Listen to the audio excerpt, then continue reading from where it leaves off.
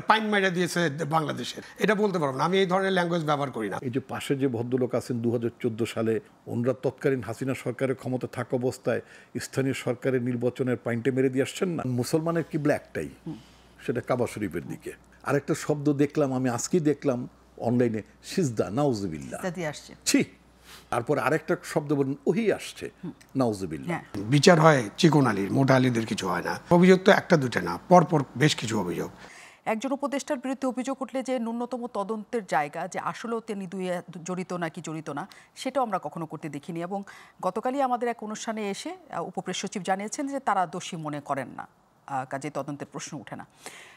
তাহলে উপদেষ্টাদের বিরুদ্ধে ওঠা এই ধরনের অভিযোগ কি শুধু অভিযোগ আকারেই রয়ে যাবে, নাকি এটা সরকারের উপর অন্য কোনো প্রভাব ফেলবে?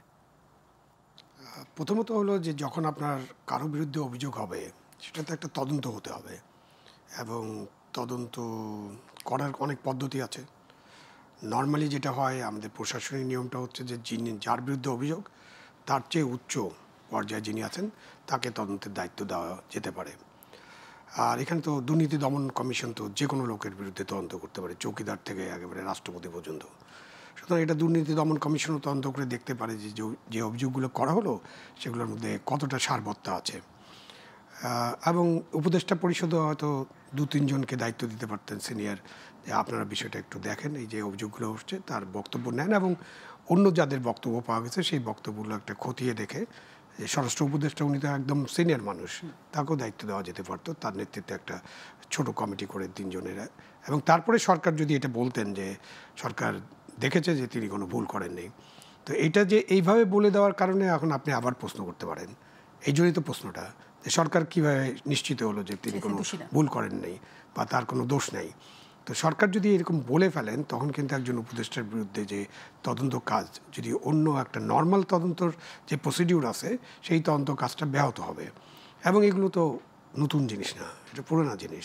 পুরানো যে সরকারগুলো ছিল আমাদের দেশে, সেই সময় সরকারের কোনো মন্ত্রী, প্রতিমন্ত্রী অথবা উপদেষ্টা কারো নামে কোনো অভিযোগ উত্থাপন হলে সরকারের পক্ষ থেকে সেগুলো বাতিল করে দেওয়া হতো এক কথায়, না এগুলো ঠিক না। এমনকি বিশ্ব ব্যাংকেরও অভিযোগ ছিল, সেই অভিযোগের কোনো তদন্ত না করে পরবর্তীতে দুর্নীতি দমন কমিশনে তদন্ত হয়েছে, কিন্তু প্রথম দিকে সরকার এগুলোকে বাতিল করে দেন। বা টিআইবি কোনো কিছু বললে সঙ্গে সঙ্গে বাতিল, যে তাদের যে কথাবার্তা বা তাদের যে ধারণা বা তারা যেখান থেকে তথ্য সংগ্রহ করেছেন সেগুলো জেনুইন না। তো এইটা ছিল একটা টেন্ডেন্সি, এবং স্বৈরাচারী সরকারের টেন্ডেন্সি এরকমই হবে, এটা স্বাভাবিক। বর্তমান সরকার তো আর স্বৈরাচারী সরকার না। বর্তমান সরকার হচ্ছে একটা অন্তর্বর্তীকালীন সরকার, এবং জনগণের একটা অভ্যুত্থান, ছাত্র জনতার অভ্যুত্থানের মধ্য দিয়ে ডক্টর ইউনূসকে আমন্ত্রণ জানিয়ে অনুরোধ করে তাকে দায়িত্ব নিতে বলা হয়েছে, এবং তিনি দায়িত্ব নিতে সম্মত হয়েছেন, এবং 8 তারিখে তিনি একটা উপদেষ্টা পরিষদও গঠন করেছেন। সুতরাং এই সরকার আগের সরকারগুলোর মতো আচরণ করবে বা আগের সরকারগুলোর মতো সব কিছু তুড়ি মেরে উড়িয়ে দেবে, এটা বোধহয় জনগণ অ্যাকসেপ্ট করে না। এই কারণে আপনার যে প্রতিবেদনটা দেখলাম, একজন ইয়াং মানুষ নিশ্চয়ই আন্দোলনে ছিলেন, তার কথাটা খুব স্পষ্ট, যে কারোর বিরুদ্ধে কোনো অভিযোগ হলে এটার একটা তদন্ত হতে হবে, তদন্তের পরে আপনারা কথা বলেন। এবং অভিযোগ তো একটা দুটো না, পরপর বেশ কিছু অভিযোগ। মাঝখানে আবার হাঁসের মাংস, হাঁস, এইসব নানান কাণ্ড হলো, তাই না? ওয়েস্টিনে সকালে নাস্তা। তো এই যে ধারাবাহিকভাবে একজন, তার বাবার যে আপনারা দেখালেন, তো তার বাবার নামে একটা লাইসেন্স করা, তার এলাকার মানুষ কিন্তু অভিযোগ করছে। মাঝখানে একটা 3 জনকে বোধহয় হত্যা করা হলো একই পরিবারের, তখন কিন্তু সেখানে তারা বললেন যে তার বাবা এটার জন্য দায়ী, এরকম স্পষ্টভাবে ওই ফ্যামিলি থেকে বলা হয়েছে। সুতরাং ওখানে একটা পুলিশি তদন্তের ব্যাপার আছে, আমরা জানি না তদন্তগুলো হচ্ছে কিনা। তো এই সমাজের আইনের ব্যাপারে বলা হয়, একদম অনেক পুরানো একটা কথা আছে যে বিচার হয় চিকন আলীর, মোটা আলীদের কিছু হয় না। তো এখন সমাজের উপর পর্যায়ে যারা থাকেন, যারা মোটা সোটা মানুষ বা যাদের কাছে অর্থবিত্ত ক্ষমতা আছে, তাদের বিরুদ্ধে তো আপনি কোনো অভিযোগ করে খুব একটা ফায়দা হবে বলে এই মনে হচ্ছে না। তো এরকমই চলবে মনে হচ্ছে, যে এই যে আগেই যা চলতো তাই চলতে থাকবে। সুতরাং আমাদের অপেক্ষা করতে হবে কখন ঘুম ভাঙে। কিন্তু এই ঘুম ভাঙার কথা তো এই সরকার অন্তত ছিল না। আপনার কি মনে হয়, যেহেতু এই উপদেষ্টারা, তরুণ উপদেষ্টারা একটা বিপ্লবের, একটা অভ্যুত্থানের নেতৃত্ব দিয়েছে, কাজেই তারা সকল প্রশ্নের ঊর্ধ্বে থাকবেন, তারা সৎ থাকবেন, এটা ধরে নেওয়া হয়েছে এই সরকারের পক্ষ থেকে, ব্যাপারটা কি তাই? খুব স্বাভাবিক, তারা যে রিস্ক নিয়েছিলেন এবং তারা যেভাবে একটা আন্দোলনকে একটা চূড়ান্ত দিকে নিয়ে যেতে পেরেছেন, যদিও জনগণের অংশগ্রহণ ছাড়া এটা সম্ভব হতো না। কোটা আন্দোলনের সময়টুকু আমরা জানি এবং পরবর্তীতে কীভাবে জনগণ সম্পৃক্ত হলো এবং লক্ষ মানুষের সম্পৃক্ততা আছে। এখানে খেটে খাওয়া মানুষ আছে, মজুর আছে, রিক্সাওয়ালা আছে, ছোট দোকানদার আছে, এমনকি আওয়ামী পরিবারের লোকজনও আছে। এই মিরপুরে বলেন, গুলশানে বলেন, অনেক আওয়ামী পরিবারের লোকজন গেছে এবং তাদেরকে যখন জিজ্ঞেস করেছে তাদের বন্ধুরা বা তাদের প্রতিবেশীরা, তখন তাদের উত্তর হলো যে আমার ছেলে যদি 10 নম্বর গোল চোখ করে চলে যায়, গুলি খেতে পারে, তা আমি কেন এখানে বাসায় বসে থাকবো? আমার ছেলেকে তো ফিরিয়ে আনতে হবে। তো এই যে বিশাল একটা আন্দোলনের পরে যারা নেতৃত্বে ছিলেন তারা অবশ্যই সেই আন্দোলনের একটা হিরো, বীর, এটা আপনি বলতেই পারেন, এবং এটা নিয়ে কোনো বিতর্ক করার কিছু না, দে আর বীর। এখন আমাদের দেশে তো এইটাই প্রথম ছাত্র গণ অভ্যুত্থান না। আমাদের দেশে আপনি হয়তো দেখেননি, আমরা 69 একটা গণ অভ্যুত্থান দেখেছি, আমরা 90 একটা গণ অভ্যুত্থান দেখেছি মোটা দাগে, এবং অনেক আন্দোলন আমরা দেখেছি। বাট সফল গণ অভ্যুত্থান, যে গণ অভ্যুত্থানের মধ্যে দিয়ে সরকারের পতন হয় এবং নতুন সরকার আসে, সেই গণ অভ্যুত্থানের সরকারে কিন্তু আমরা ছাত্রদেরকে, মানে যারা গণ অভ্যুত্থানের নেতৃত্ব দিয়েছেন তখনকার কথা চিন্তা করেন, রাজ্জাক, তোফায়েল, আসমরব, শাহজাহান সিরাজ, নূরে আলম সিদ্দিকী, নামগুলো শুনলেই তো গা শিউরে ওঠে। তখন হতো। তারপরে তাদের হয়তো বিভিন্ন কর্মকাণ্ডের কারণে তাদের কিছু সীমাবদ্ধতা আমাদের সামনে আসছে, বিতর্ক আসছে। বা 90 গণ অভ্যুত্থানে যারা ছিলেন কেউই কখনো কিন্তু এই ছাত্ররা যে পার্লামেন্ট মেম্বার হওয়ারও দাবি করেননি। তারা আবার ফিরে গেছেন শিক্ষাঙ্গনে, আবার ছাত্র রাজনীতি করেছেন অথবা রাজনীতিতে যোগ দিয়েছেন। তো এই যে এইবারই একটা ব্যত্যয় বলতে পারেন, বা এটাই হয়তো স্বাভাবিক ছিল, এটাই এরকমই হওয়ার কথা ছিল, এরকমও ধরে নিতে পারেন। এটা ডিজাইনের অংশ কিনা সেটাও আপনি জিজ্ঞাসা করতে পারেন, বা আমরা ভাবতে পারি যে এইবারই প্রথম ছাত্ররা, এই তরুণরা দায়িত্বে গিয়েছেন, এবং এমন এমন দায়িত্বে গিয়েছেন যে দায়িত্ব পালন করার জন্য তারা কতটা তাদের উপযুক্ততা আছে এই ব্যাপারে তো প্রশ্ন থেকেই যায়। কারণ আপনি যদি সরাসরি ইউনিভার্সিটি গ্র্যাজুয়েট অথবা গ্র্যাজুয়েশন কমপ্লিট করেন নেই, উইদাউট এনি ট্রেনিং, হ্যাঁ, তো উনি তো আর সরকারি কাজ করছেন না, উনি গণকর্মচারী না। গণকর্মচারী হলে তো অ্যাসিস্ট্যান্ট সেক্রেটারি থেকে শুরু করতে হতো। তো উনি তো রাজনীতিবিদ, সুতরাং রাজনীতিবিদরা তো মন্ত্রী হয়ে যাবে, উপদেষ্টা হবে, এটাই স্বাভাবিক। বাট তারপরে তো রাজনীতি স্কুলের অনেক ব্যাপার আছে, যে রাজনীতিতে আপনি কতদিন ধরে আছেন, কতটা কাজ করেছেন। এমনকি ইলেকশনের ব্যাপারে আমরা মনে করি যে একটা মানুষ ইলেকশন কতটা করেছে, ইউনিয়ন পরিষদ সহ চেয়ারম্যান ইলেকশন করেছে কিনা, উপজেলা পরিষদ করেছে কিনা, এমপি নির্বাচন কয়বার করেছে, বা কতদিন ধরে তিনি রাজনীতি করেন। তো এই সব মিলিয়ে কিন্তু ওই ম্যাচুরিটিটা আসে তখন তারা যখন মন্ত্রণালয় চালাতে যান বা মন্ত্রী হন, বা মন্ত্রীরা যখন একসাথে কাজ করেন, তখন সেখানেও কিন্তু তাদের একটা ট্রেনিং হয়ে যায়, এবং সেই কারণে তারা ঠিকমতো পরিচালনা করতে পারেন। তারপরে আপনি প্রশ্ন করতে পারেন তাহলে কি আগে দেশ ঠিকমতো পরিচালনা হয়েছে? হয় নাই, করা সম্ভব। বাট আমি যদি দুর্নীতি করতে চাই, আমি যদি লুটপাট করতে চাই, আমি যদি আইন ভঙ্গ করতে চাই ওই পজিশনে যেয়ে, তাহলে তো আমি এটা করতেই পারি। সেটা তো ব্যক্তির ব্যাপার, কিন্তু একজন ব্যক্তিকে আপনার উপযোগী হতে হবে। এই ক্ষেত্রে আমাদের তরুণ যারা আছেন তারা এই বিদ্রোহের জন্য, দ্রোহের জন্য বা ছাত্র গণ অভ্যুত্থানের নেতৃত্ব দেওয়ার জন্য খুবই উপযুক্ত ছিলেন। বাট সরকার পরিচালনার ক্ষেত্রে তাদের উপযুক্ততা নিয়ে এখন প্রশ্ন আসছে, এবং এই সরকারের তো পুরা আপনার উপদেষ্টা পরিষদ নিয়ে অনেক প্রশ্ন। এই আপনি একটু আগে বলছিলেন যে 8 জনের বিরুদ্ধে একজন বেশ গুরুত্বপূর্ণ ব্যক্তি, উনি প্রাক্তন সচিব এবং বেগম খালেদা জিয়ার একান্ত সচিবের দায়িত্ব পালন করছেন, এবং বৈষম্য বিরোধী কি একটা বৈষম্য বিরোধী কর্মচারীদেরও নেতা উনি, মানে তার অনেকগুলো ফেদার আছে। তো তিনি যখন বলেন যে 8 জন উপদেষ্টার বিরুদ্ধে তার কাছে প্রমাণও আছে, তখন কিন্তু এই জিনিসটা নিয়ে আলোচনা হওয়ার স্কোপ ছিল এবং সরকার কিন্তু আলোচনা করতে পারতো। কিন্তু দেখা গেল যে উনি হয়তো বিকালবেলা এটা বলেছেন, আমার ঠিক মনে পড়ছে না, সম্ভবত বিকালবেলা একটা সেমিনারে বলেছেন। পরের দিন সকালবেলার মধ্যে 10টা-11টার মধ্যে আমরা ক্যাবিনেট সেক্রেটারি একটা স্টেটমেন্ট দেখলাম, এবং ক্যাবিনেট সেক্রেটারি তো নিশ্চয়ই নিজেই স্টেটমেন্ট দেননি, এটা প্রধান উপদেষ্টার পক্ষ থেকে তাকে বলার পর তিনি নিশ্চয়ই এটা দিয়েছেন, কারণ উনি নিজের থেকেই এটা দেওয়ার কথা না। বাট আপনি একবারে সব কিছু নাকচ করে দিলেন। আপনি তো ওইটাও তদন্ত করতে পারতেন, এবং তাকে একটা আহ্বান জানানো হয়েছে যে তিনি তার প্রমাণ নিয়ে হাজির হন, কিন্তু তিনি তো এখনও হাজির হননি। সুতরাং এই যে অভিযোগ করা যে যাচ্ছে এবং মানুষ যে অভিযোগ বিশ্বাস করতে শুরু করেছে, সেখানে কিন্তু একটা কিউ আছে। অভিযোগটা পুরোপুরি মিথ্যে হতে পারে, অভিযোগের কোনো সত্যতা নাই, কিন্তু মানুষ কেন জানি এই অভিযোগটার ব্যাপারে বেশ নড়ে চড়ে বসছিল যে কেন এই ধরনের অভিযোগ। তো মানুষের একটা ধারণা হয়েছে যে বেশ কিছু উপদেষ্টা তারা নিজের দায়িত্ব পালনে সক্ষম না, তাদের সক্ষমতা নেই, তারা দেশকে পরিচালনা করার জন্য যে ধরনের নেতৃত্ব দেওয়া দরকার বা যে ধরনের অথরিটি দরকার, মনিটরিং ক্যাপাবিলিটি দরকার, সেটা তাদের নাই। এবং সেই সব কারণে আর এই যে আমাদের তরুণ উপদেষ্টার বিরুদ্ধে যে অভিযোগগুলো আসছে, সেসব কারণে এই ধারণা মানুষের মধ্যে প্রথিত হচ্ছে যে হ্যাঁ তাদের বিরুদ্ধে অভিযোগ থাকবে। তিনি যেটা বলেছেন দুর্নীতির বাইরেও, দুর্নীতি তো আর অর্থনৈতিক দুর্নীতি না, ওই যে তাদের ছাড়া কোনো নিয়োগ বদলি হয় না। আগে তো আমরা নিয়োগ বদলি বাণিজ্য শুনতাম, তাই না? এখন তাদের ছাড়া যদি নিয়োগ বদলি না হয়, তারা যদি এটাতে ইন্টারভেন করেন, হ্যাঁ ওই যে সেই ভয়ে হয়তো আমাদের স্বরাষ্ট্র উপদেষ্টা বলছেন আমি সব লটারি করে দেব, ওটাও তো কোনো সমস্যার সমাধান না। এনিওয়ে, তো এই যে এই ঘটনাগুলো ঘটার কথা না। এখানে প্রধান উপদেষ্টা হচ্ছেন আমাদের যে জনপ্রশাসন, তার প্রধান। এখানে একটা কমিটি আছে, মানে যেভাবে আগে হতো, আগের জিনিস সিস্টেম আপনার ভালো নাও লাগতে পারে, আপনি নতুন সিস্টেম করেন। এখন তো যে কয়েকজন উপদেষ্টার দায়িত্ব দেওয়া হয়েছে যে তারা ঠিক করবে কোথায় কাকে ডিসি কীভাবে নিয়োগ করা হবে, সচিবদের কীভাবে পদোন্নতি হবে, পদায়ন হবে, বাট এগুলো ঠিকমতো করতে হবে। আপনি তো একটা সিস্টেম করছেন, ওই সিস্টেমে থাকেন, কিন্তু ওই সিস্টেমে যদি যিনি সিস্টেমের অংশ না, তিনি যদি বাইরে থেকে এসে ওইটাতে বলেন, প্রভাব বিস্তার করেন। যেমন একটা জিনিস তো আছে যে ঢাকা ঢাকা দক্ষিণের মেয়র নাকি একজন উপদেষ্টার চিঠিতে অথবা উপদেষ্টার কথায় দেওয়া হয়েছে। তো এটা তো একটা ইন্টারভেনশন হয়ে গেল, এটা তো হওয়ার কথা না। এবং তার বিরুদ্ধে তো অন্য অভিযোগ আছে, রাজনৈতিক একটা অভিযোগ আছে, এবং সেটার ব্যাপারে কিন্তু কোনো আমরা উত্তর পাইনি। সো এখন উত্তর পাওয়া তো যাচ্ছে না। উত্তর না পাওয়া গেলে আপনি কি করবেন? কিন্তু এই সরকার আসলে আসার পর বলা হচ্ছিল সবকিছুতে তারা স্বচ্ছ থাকবে।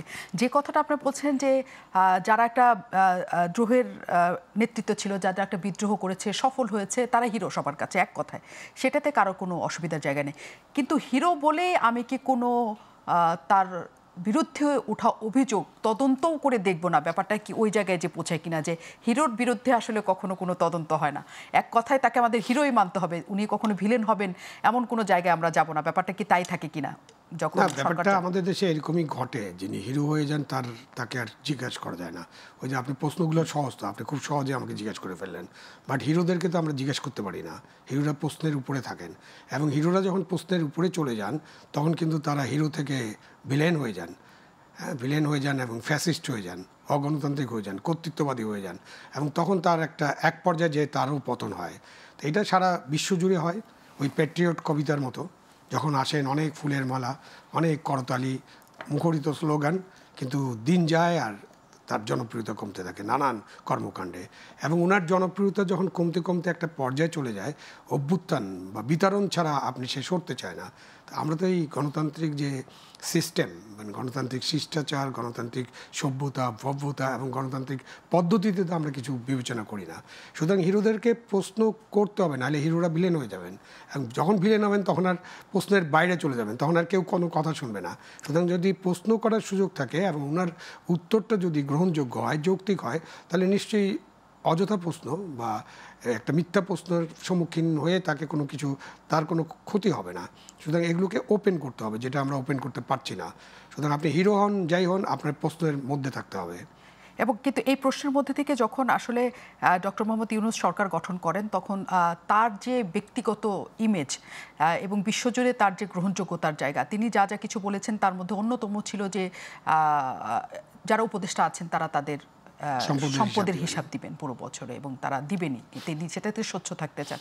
এক বছরের মধ্যে আমরা এটা পাই নাই, এখনো পর্যন্ত পাই নাই, যেহেতু জনগণ আগেও আসলে কখনো কারো কাছ থেকে পায় নাই, এটা নিয়ে খুব বেশি তারা করছে না। যদিও প্রতিনিয়ত এই ধরনের দুর্নীতির খবর, উপদেষ্টারা নানা অনিয়মের সাথে জড়াচ্ছেন, নানা কিছুর মাধ্যমে টাকা উপার্জন করছেন, এই ধরনের নানা গল্প আছে বাজারে, গুজব আছে বাজারে। এই গুজব গল্পের মাঝখানে আমরা তাদের সম্পদের হিসাব এখনো পর্যন্ত পাইনি। যখন পাই নাই তখন আসলে গতকাল আমরা একটা দেখলাম যে এনসিপির যিনি নেত্রী আছেন সামান্থা, তিনি স্পষ্ট করে বলছেন যে ডক্টর মোহাম্মদ ইউনূসের কাছ থেকে তারা এটা আশা করেন নাই যে তিনি আসলে ক্ষমতায় আসার পরে তার কর মওকুফ করবেন। তারা আশা করেন নাই যে তিনি তার গ্রামীণ ব্যাংককে অন্য একটা উচ্চতায় নিয়ে যাবেন, 2029 সাল পর্যন্ত তিনি করের আওতায় রাখবেন, হ্যাঁ আওতায় রাখবেন। তারা এটা কখনো মনে করেন নাই, তার বিরুদ্ধে আসা মামলা তিনি তুলে নেবেন তাও মনে করেন নাই। কারণ এই সরকার গঠিত হয়েছিল এই দেশটাকে একটা জায়গায় নিয়ে যাওয়ার, কোনো ব্যক্তিগত জায়গার থেকে লাভবান হওয়ার জায়গা না। একদম এনসিপি নেত্রী বলেছেন, যাদেরকে বলা হয়ে থাকে যে সরকার ঘনিষ্ঠ এবং কিংস পার্টি। আপনার কি মনে হয় যে উপদেষ্টাদের বিরুদ্ধে এইসব অভিযোগের জায়গায় সূত্রটা আসলে ডক্টর মোহাম্মদ ইউনূসের কাছ থেকেই শুরু হয়েছে কিনা আসলে? না, সামান্থা যে অভিযোগগুলো করেছেন সেগুলো তো সত্য অভিযোগ, মানে তিনি যা যা বলেছেন। তো এরকম তো 6-7টা আইটেম আছে যেটা ইউনূস সাহেবের ব্যাপারে বলা হয় যে তিনি তার ওই যে 600 কত কোটি টাকার 35 কোটি বা সামথিং 600+ কোটি টাকার করটা উনি মওকুফ করে ফেললেন। তো এটার একটা পদ্ধতি আছে, তো পদ্ধতিতে আপনি যেতে পারেন। আপনি তখন আমি জিজ্ঞাসা করতে পারি যে এই পদ্ধতি তো শেখ হাসিনার জন্য ছিল এবং খালেদা জিয়ার জন্য একই পদ্ধতি থাকার কথা ছিল, কিন্তু তখন কিন্তু ওই গভর্নমেন্ট শেখ হাসিনার মামলাগুলো যেভাবে ডিসমিস করা হয়েছে সেভাবে কিন্তু খালেদা জিয়ার মামলাগুলো প্রত্যাহার হয়নি বা মামলার রায়টা সেভাবে হয়নি বা মামলাটা সেভাবে বিবেচনা করা হয়নি। তো এটা অতীতে এরকম হয়েছে। এখন ইউনূস সাহেবের কাছে আপনি যেটা, আমি তো অতীত বদলে দিতে চাই, নতুন বাংলাদেশ চাই, নতুন বন্দোবস্ত চাই, এটাই তো আমাদের একটা বড় আকাঙ্ক্ষা বা স্বপ্নের জায়গা। তো সেই জায়গায় তো ইউনূস সাহেব আগের সরকার, আগের ফ্যাসিবাদী সরকারগুলো বা কর্তৃত্ববাদী সরকারগুলো সবাইকে তো তারা তাই মনে করেন, কেন বিএনপি, আওয়ামী লীগ তারা ক্ষমতায় ছিল, জাতীয় পার্টি, সুতরাং তারা সবসময় খারাপ কাজ করছে, ভালো কাজ কিছু করে নাই। এটা এনসিপির একটা প্রধান বক্তব্য। কিন্তু এনসিপি যে সরকারটা করার ব্যাপারে যে উদ্যোগ নিয়েছে এবং যে সরকারের, ইউনূস সাহেব তো বলেছেন তারা তো নিয়োগকর্তা, তো তারা নিয়োগকর্তা হলে তারা যে, আমি যেমন আমাকে সরকারি কর্মচারী হিসেবে আমি মনে করি আমি একজন চাকর বাকর। কারণ চাকর এই জন্য বলি যে আমি তো জনগণের চাকর হওয়ার কথা, জনগণের ট্যাক্সের পয়সা আমার বেতন ভাতা হয় এবং আমার সব কিছু চলে, আমার যে কোনো সরকারি কর্মচারী। এবং এটা কিন্তু চৌকিদার থেকে রাষ্ট্রপতি পর্যন্ত তাদেরকে এরকম ভাবতে হবে, এই ভাবনাটা আমাদের মধ্যে নাই। তো সুতরাং ইউনূস সাহেবও কিন্তু ওই অর্থের জনগণের চাকর। উনি যেটা বলছেন ওনার চাকরিদাতা হচ্ছে ছাত্ররা, সেটা আর একটা জিনিস, বাট ফাইনালি উনি কিন্তু জনগণের চাকর বা জনগণের সেবা করার জন্যই উনাকে এই পজিশনে বসানো হয়েছে।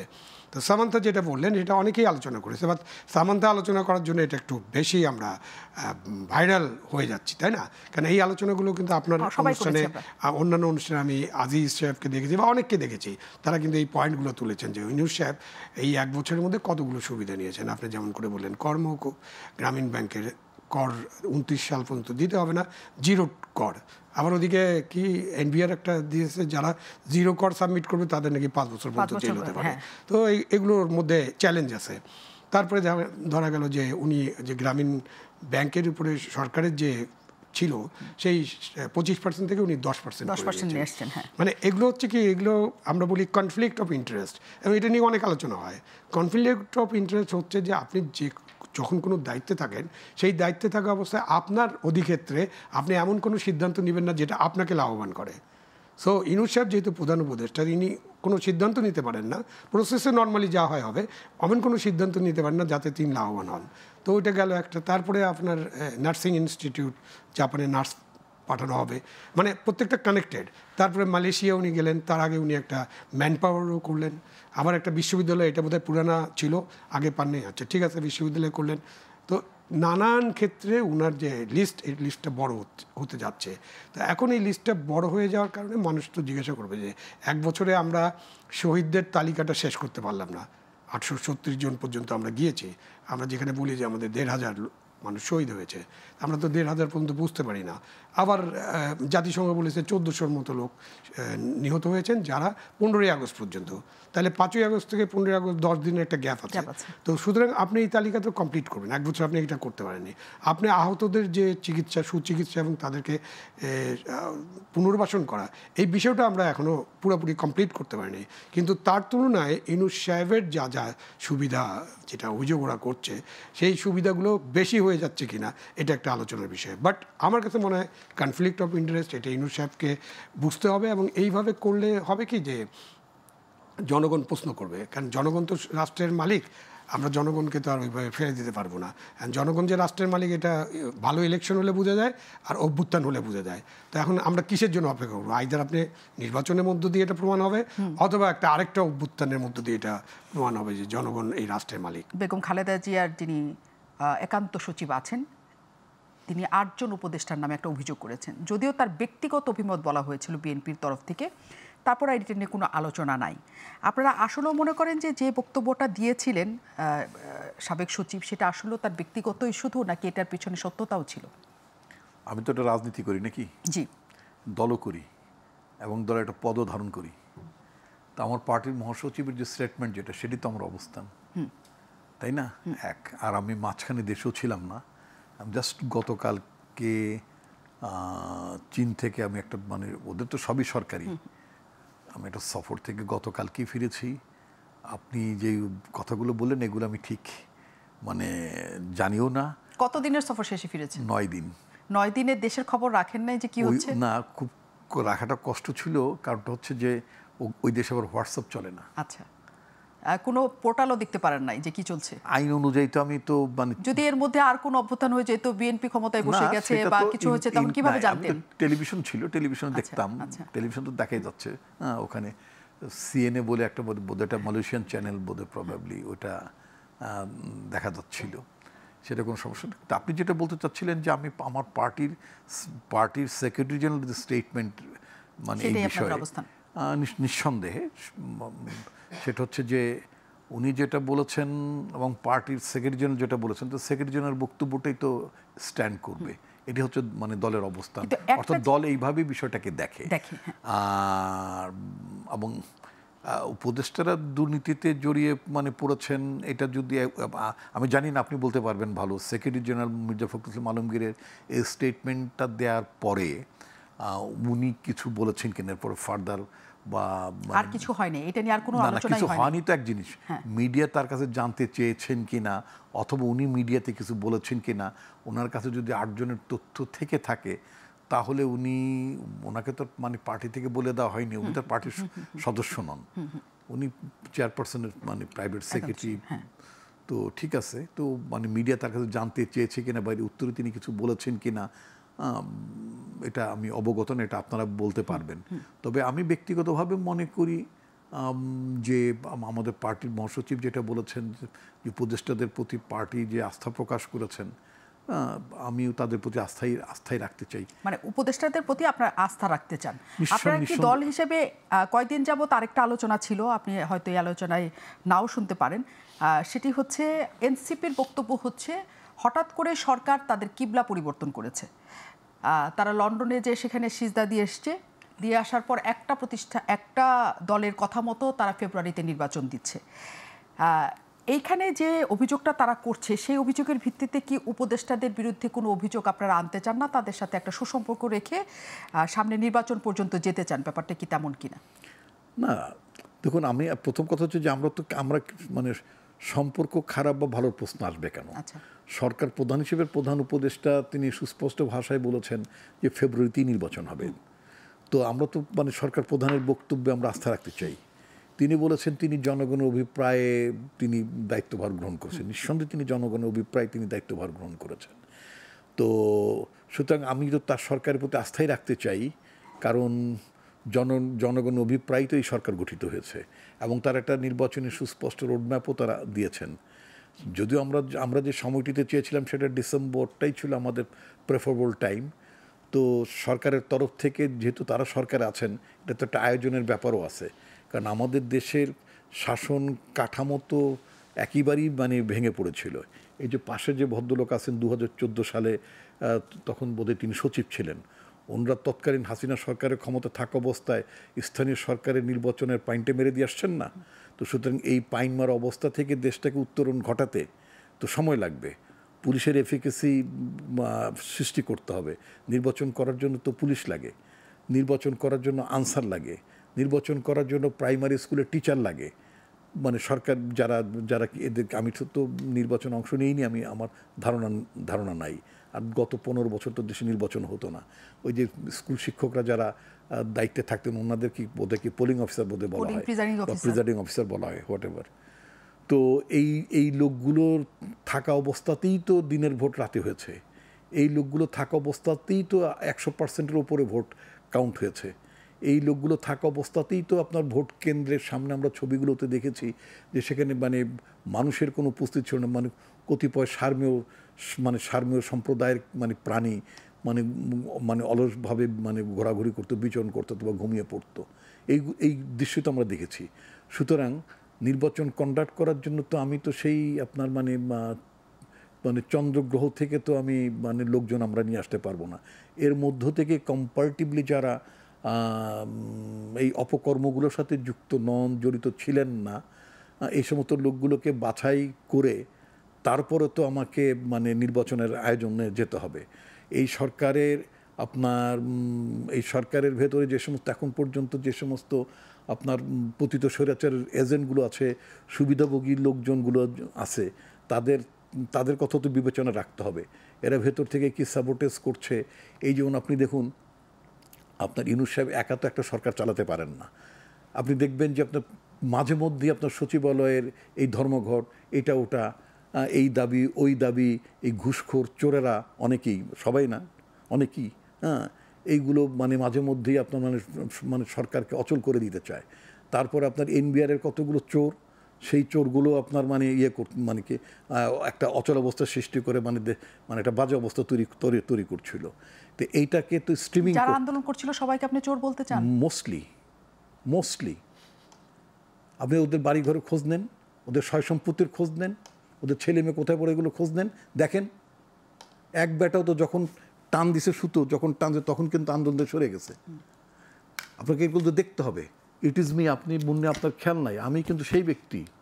আমি কিন্তু 1996 সালে তৎকালীন সময়ে আমি কিন্তু এই যে জনতার মঞ্চে সরকারি সার্ভিস ব্রেক করার দায়ে, এই যে সরকারি চাকরিতে থেকে তারা শৃঙ্খলা ভঙ্গ করে যখন তখন যারা মানে প্রশাসনকে অচল করে দিতে চায়, একটা রাজনৈতিক সরকারকে যারা জিম্মি করে ফেলতে চায়, করে স্বার্থ হাসিল করতে চায়, অথবা অন্যের সুতো টানাটানিতে এই কাজগুলোতে যুক্ত হয়ে পড়ে, এদের বিরুদ্ধে আমি সেই ব্যক্তি। I filed A writ petition before the high court. আমি তাদের বিরুদ্ধে এই মানে আপনার করেছিলাম, কি বলে আপনার রিট করেছিলাম এই যে তথাকথিত জনতার মঞ্চে ওঠার জন্য সরকারি কর্মকর্তাদের। এমন যে মিস্টার আবু আলম শহীদ খান, তার বিরুদ্ধে আমার মানে মামলা ছিল। তিনিও তৎকালীন সময়ে আমি এফআইআর করিনি, আমি হাইকোর্টে রিট করেছি। মামলা হয়েছিল থানায়, সেটা অন্যরা করতে পারবেন, আমি করিনি। আমি হাইকোর্টে রিট করেছি যে প্রজাতন্ত্রের কর্মচারীর নামে কতিপয় মানে কর্মচারী বিশৃঙ্খলা সৃষ্টি করেছে এবং এদের মোটিভ অন্যরকম, এবং এই তাদের কর্মকাণ্ড, তাদের বিহেভিয়ার আদৌ সরকারি চাকুরির সাথে, চাকুরি বিধানের সাথে যায় না।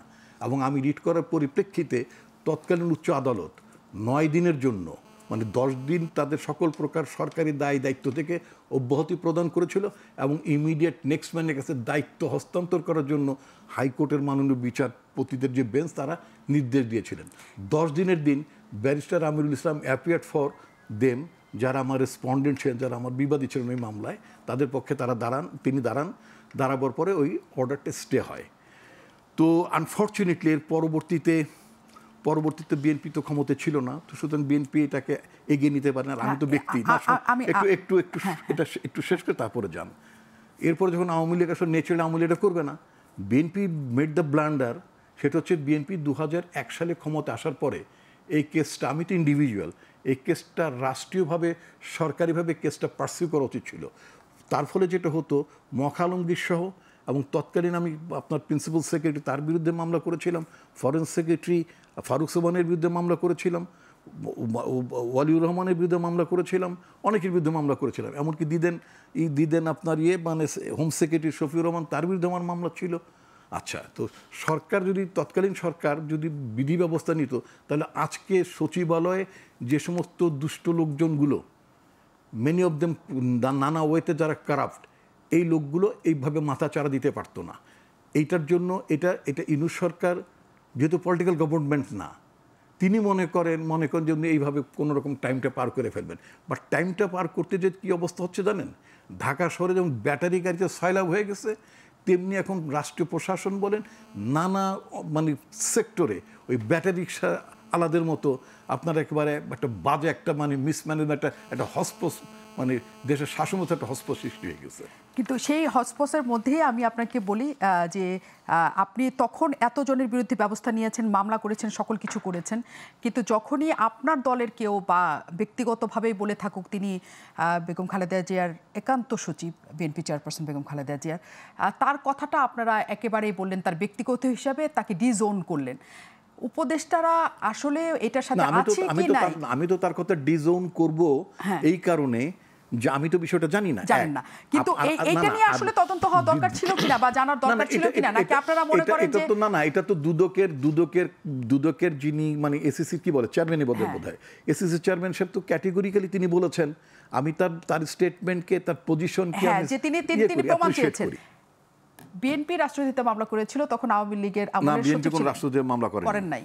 এটা কি আপনার নামে মামলাটা কে করেছিল? কিন্তু এখন বিএনপি যে জায়গাটা আছে, বিএনপি তো দল হিসেবে মামলা করে না, বিএনপি সরকারে ছিল তখন একটা রাষ্ট্রদ্রোহিতার মামলা হয়েছিল 121-এ, সেখানে 7 জন আসামি ছিল এবং উনি যাদের যাদের নাম একটু আগে বললেন সেই সবাই সহ আমি ওই মামলা আসামি ছিলাম এবং আমাকে কোর্টে যে জামিন নিতে হয়েছে, হাইকোর্টে জামিন চেয়েছিলাম, হাইকোর্ট জামিন দেয়নি, হাইকোর্ট কোর্টে পাঠিয়েছে। তখন তো বিচার ব্যবস্থা মোটামুটি সরকার যেই থাকুক বিচার ব্যবস্থা একটা মোটামুটি সরকার কে ছিল তখন? সরকার বিএনপি, বেগম খালেদা জিয়া প্রধানমন্ত্রী। তখন আমি ওখানে জামিন পাই সেই ডিস্ট্রিক্ট কোর্ট থেকে এবং এই মামলা চলতে থাকে। এই মামলা শেষ হয়েছে। এই মামলাটা কেন ছিল? এই মামলা 121, আপনি রাষ্ট্রদ্রোহিতার কাজ করছেন, আপনি সরকারি কর্মচারী, কেন জনতার মঞ্চে গেছেন, এটাই মামলা, আর কিছু না। উনি রিট করেছেন আর একটা মামলা হয়েছে, এই তো, ওইটা শেষ। আমরা ব্যক্তিগত বিষয় নিয়ে এখানে আলোচনা করব না। আপনি প্রশ্ন থাকলে সেটা বলেন। আমি রিপন ভাইয়ের সাথে বলতে পারবো না যে পাইন মাইরা দিয়েছে বাংলাদেশের, এটা বলতে পারবো না। আমি এই ধরনের ল্যাঙ্গুয়েজ ব্যবহার করি না। এটা পার্লামেন্ট ইউজ ল্যাঙ্গুয়েজ। হ্যাঁ, পার্লামেন্টে আপনি পার্লামেন্টে বললেন, আমার সামনে বললেন না ভাই। এটা ভদ্র মহিলা আছে, আপনি বলতেছেন পাইন মাইরা দিয়েছে। আচ্ছা, এই আলোচনাটা যখন হচ্ছে এই কারণে আমি নিয়ে আসছি, কারণ তখন দেশের পাইন যারা মারে তাদের সামনে তো তাদের ব্যাপারে তো কিছু বলতে হবে। দেশ বলেন, আপনি বলেন এক্সপোজড।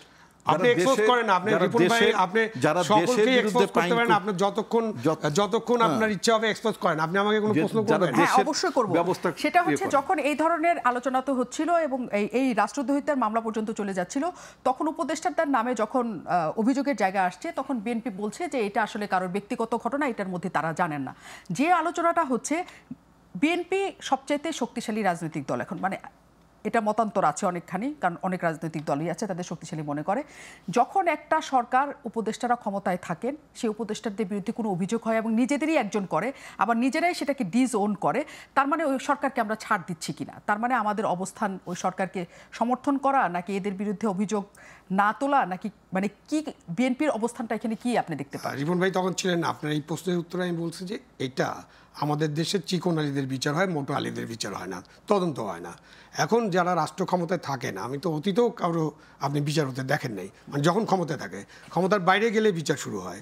এখন ওনারা ক্ষমতায় আছেন এবং এটা পলিটিক্যাল স্ট্যান্ড ওনাদের। বিএনপির একটা পলিটিক্যাল স্ট্যান্ড, আর সাত্তার সাহেবেরটা হলো ব্যক্তিগত স্ট্যান্ড। সাত্তার সাহেবকে এখন প্রমাণক হাজির করতে হবে যে উনি কি জানেন।